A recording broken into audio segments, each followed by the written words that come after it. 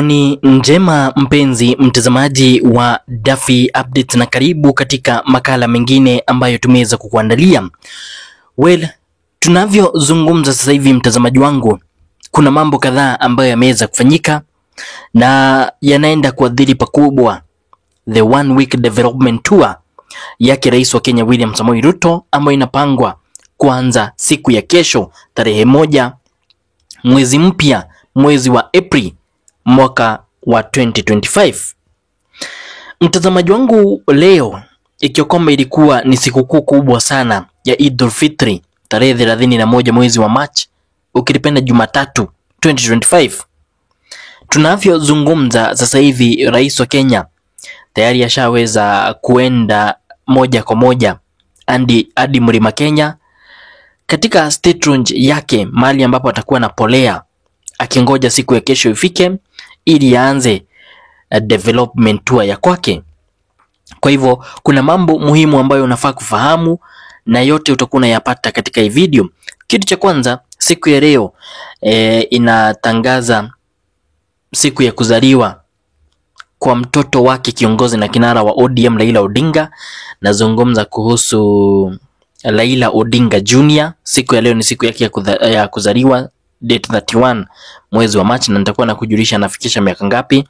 Also the same time jioni siku ya leo, ni vizuri iwapo unatazama hii video kabla Masai songe, because leo jioni mwendo wa saa 1 mpaka saa 3 mida ya usiku, inaaminika Rais wa Kenya William Samoei Ruto atakuwa anafanya mazungumzo na chumba cha habari cha Kameme TV. Ni chumba cha habari ambacho kinatumia lugha ya Kikuyu, and this is most probably because anataka kufikisha ujumbe kwa watu wa Mlima Kenya ambao wengi wao wanatumia lugha ya Kikuyu.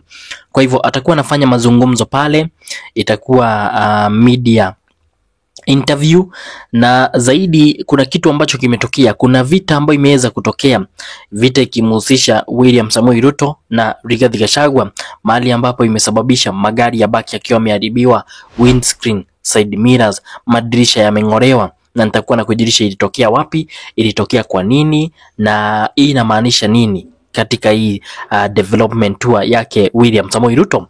Kwa hivyo mtazamaji wangu, mambo ni mengi sana ambayo tunafaa kuzungumzia, na natumai kwamba utaweza kukaa nami hadi mwisho ili uhakikishe kwamba hujapitwa na jambo lolote. Lakini kwanza kabisa ni vizuri ni kuombe support, na unaweza ukanisupport kwa kujiunga na channel ya Daffy Update. Kujiunga nasi ni rahisi sana. Unaweza pia ukasubscribe katika hii channel, ukanipe like katika hii video, na hata ukaweka alama ya notifications ikiwa on. Kwa hayo machache na mengi mtazamaji wangu, karibu sana katika matangazo ya siku ya leo. Wacha tuendelee na taarifa. Kwa kwanza, siku ya leo tarehe 31 mwezi wa March ndo siku ya kuzaliwa kwa mtoto wa Raila Odinga ambaye anatambulika kama Raila Odinga Junior. Kwa hivyo happy birthday Raila Odinga Junior, na kwa wale ambao wangependa kufahamu, siku ya leo atakuwa anafikisha miaka 46, ukipenda 46 years old.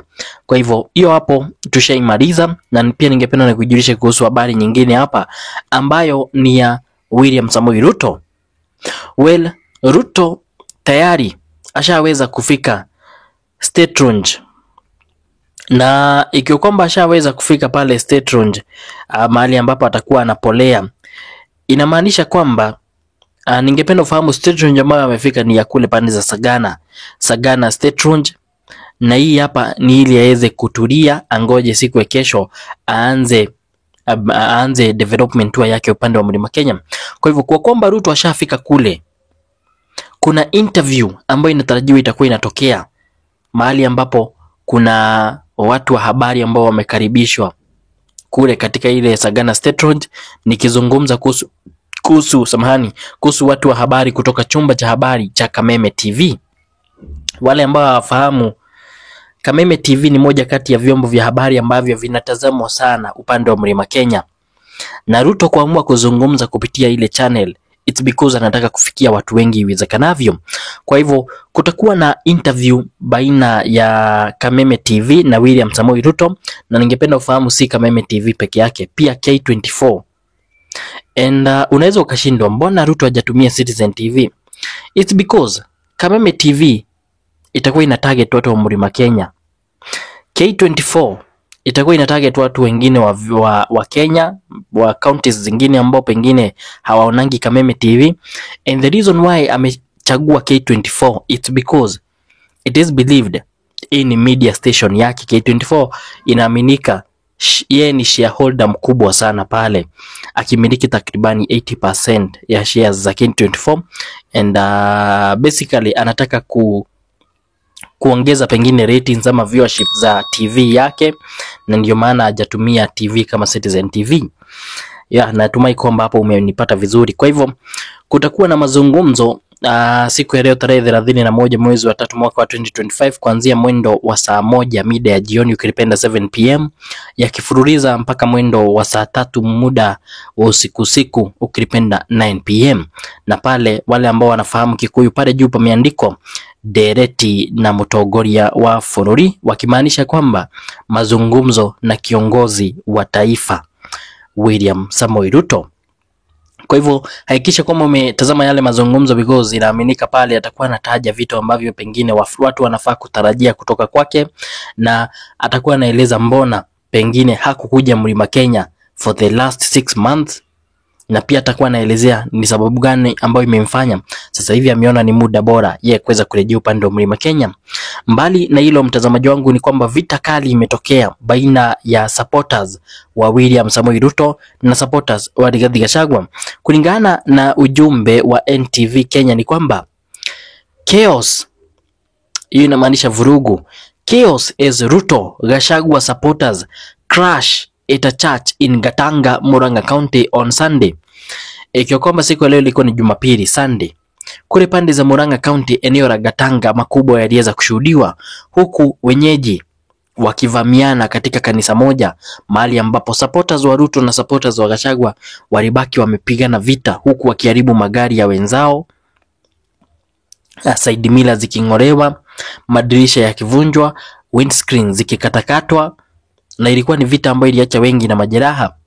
Wengi wamezidi kuombwa wazidi kudumisha amani muda huu, wakati ambapo Rais Ruto atakuwa kule, kwa kwamba watu wa Mlima Kenya ni watu ambao wamezoea kuzungumza kwa sauti moja. Haimaanishi kwamba iwapo haumpendi Ruto lazima upige ama uvamie yule ambaye anampenda Ruto. Iwapo haumpendi Gachagua haimaanishi kwamba lazima uvamie yule ambaye anahisi kwamba anamsupport Gachagua. Na kulingana na ujumbe